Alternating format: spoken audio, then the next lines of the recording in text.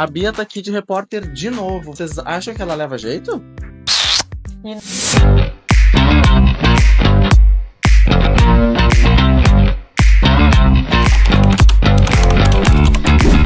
Não é qualquer repórter, porque hoje eu tô aqui com a Sinara Braga, que é uma honra, eu sou muito fã dela. Eu sou mais de você. A Sinara é promotora da Infância e Juventude aqui em Porto Alegre. Ela faz um trabalho lindo e nós vamos falar sobre adoção. Então, eu tô super contente, é um privilégio esse convite de pijama com a Bia, e não é qualquer pijama. Pijamas lindos da Secreta Vaidade. Obrigada, Bia, pela oportunidade de conversar com o pessoal sobre adoção. Sinara, e eu sou muito fã do teu trabalho, sabe? Ela faz um trabalho lindo, muito importante. E eu queria que tu falasse pra gente o que é a adoção. Bia, a adoção é uma forma de constituir família. Muitas pessoas não têm a condição biológica, ou passou o tempo da condição biológica para gerar biologicamente uma criança. Então, a adoção é uma forma de, juridicamente, você constituir um vínculo familiar. É maravilhoso. São N os exemplos de famílias muito felizes que se formaram pela adoção. Mas, Sinara, e por que demora tanto as adoções? Bia, a adoção não demora. O que demora é a criança estar apta à adoção. Quando a criança está apta à adoção e que a criança é feita a aproximação do casal, 60 dias, 90 dias. O problema, por que demora? Porque muitas vezes a criança entra no acolhimento e se trabalha por anos o retorno para a família biológica. É um erro isso. Muitas vezes demora muito a entrar com a ação de destituição do poder familiar. E o prazo da destituição, que deveria ser, segundo o Estatuto da Criança e do Adolescente, em 120 dias a tramitação total, por vezes demora anos. Então, aquela criança que entrou pequena no acolhimento, que todo mundo queria, demorou tanto buscando a família, tramitando a ação, que ela saiu daquela idade que todo mundo quer. É terrível isso. E por que isso acontece? Às vezes porque falta ali uma equipe de juiz, promotor, defensor, equipe técnica. Eu estou falando isso no todo, no Brasil. Aqui em Porto Alegre, felizmente, nós temos 3 judicâncias, 3 juízes, temos promotores, temos defensores, mas enfim, muitas vezes, na grande maioria das vezes, aliás, eu nunca vi um processo tramitado no prazo legal. Mas por que se insiste em que essas crianças voltem para a família de origem, se perde tanto tempo? Pois é, o Estatuto da Criança e do Adolescente diz que você tem que privilegiar a família de origem. Mas uma questão é você tentar, verificou que não tem condições, cabe ao Ministério Público de imediato ajuizar a ação de destituição do poder familiar. Mas quem é que pode ser adotado? Então, as crianças e adolescentes, crianças de 0 a 12 anos incompletos, adolescentes de 12 a 18 anos incompletos, eles, quando são órfãos, ou seja, não tem mais a mãe, não tem mais o pai por falecimento, e é um número muito pequeno. Geralmente, as crianças e adolescentes aptos à adoção são aqueles que os pais foram destituídos do poder familiar em virtude de graves negligências, graves violências contra essas crianças e adolescentes. Então, vem uma sentença de destituição do poder familiar e aí, então, essas crianças se tornam aptas à adoção.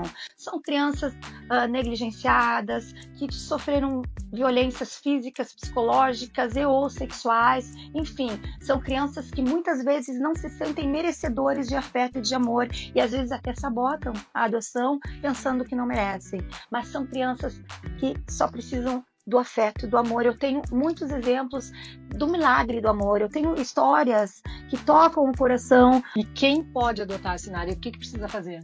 Então, se você pensa em constituir família, se você é pessoa solteira, se você é pessoa casada, união estável, a relação homoafetiva, não importa. O que importa é a intenção de formar família.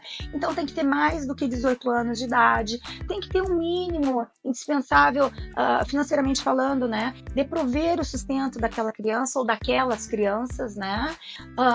Aqui em Porto Alegre e todo o Brasil tem os cursos, né, que são para habilitados à adoção, pretendentes à habilitação à adoção, e nesse curso você esclarece todas as dúvidas. Então depois vem uma avaliação com psicólogo, com assistente social, sai parecer do Ministério Público, sai a sentença de habilitação para adoção, que é a sua entrada na fila.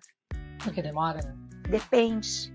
Se você quiser adotar uma criança, vamos falar de Porto Alegre, tá? A idade.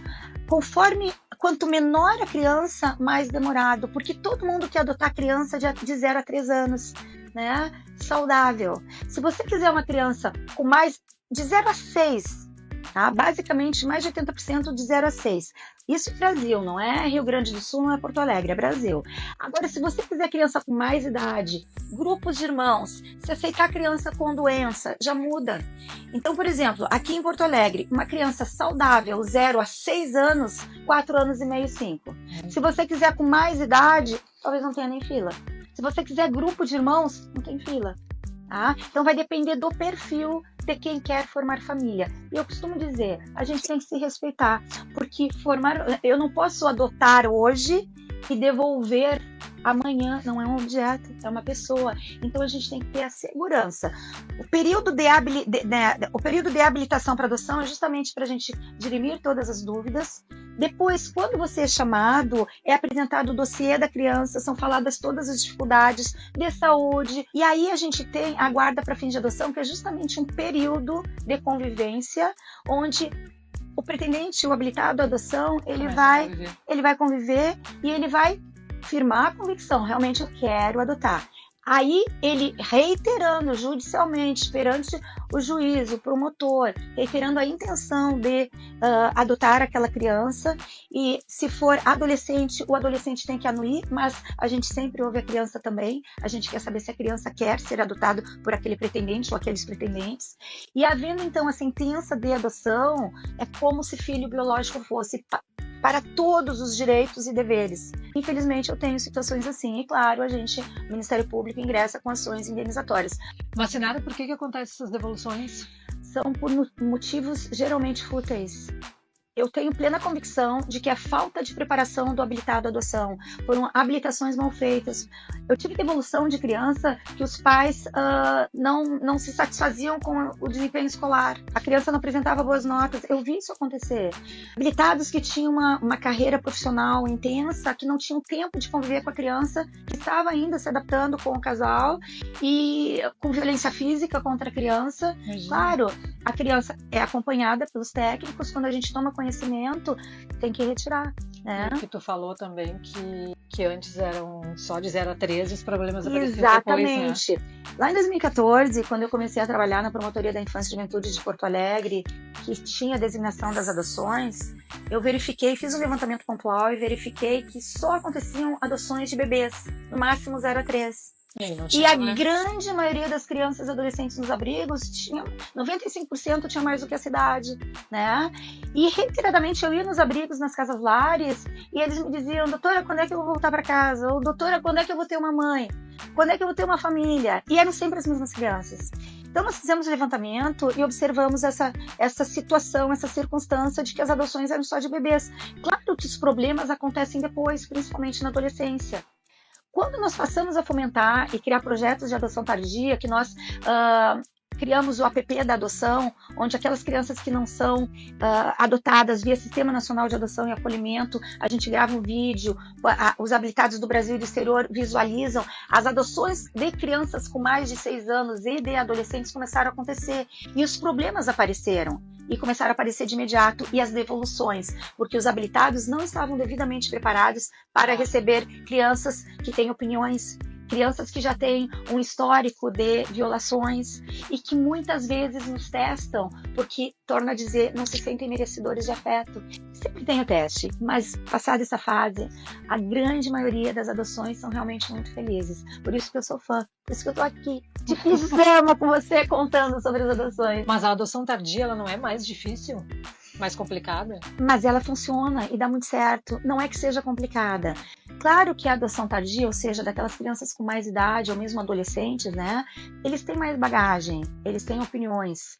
A gente verifica que quanto maior a convivência, mais certo dá. Por exemplo, adoções tardias que se deram por meio do apadrinhamento afetivo. Começou com o apadrinhamento afetivo. E o que é o apadrinhamento afetivo? O apadrinhamento afetivo são pessoas que se habilitam, né, no processo, dizendo assim: olha, eu não tenho interesse em adotar, mas eu tenho disponibilidade de afeto e tempo. Não é dinheiro, é afeto e tempo. Dinheiro? Não é dinheiro. Apadrinhamento afetivo é você se colocar à disposição para receber uma criança ou um adolescente na sua casa, para conviver com a sua família, finais de semanas, todos alternados uma vez por mês, conforme a disponibilidade da madrinha, do padrinho ou da própria criança. Então, quem é que vai para o apadrinhamento? Crianças que eu já sei que não vão retornar para a família, que já foram destituídas do poder familiar, que já foram para o Sistema Nacional de Adoção e Acolhimento e não tinham interessados, justamente ou por causa da idade, ou por causa da situação de saúde, né?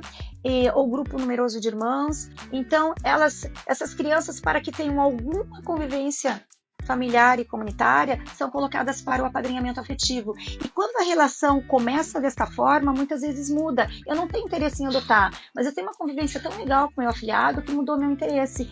Como ele está apto à adoção, a convivência. Como ele está apto à adoção e como não tem uma burla no cadastro, porque ninguém quis aquela criança, aquele adolescente, acontece a adoção tardia.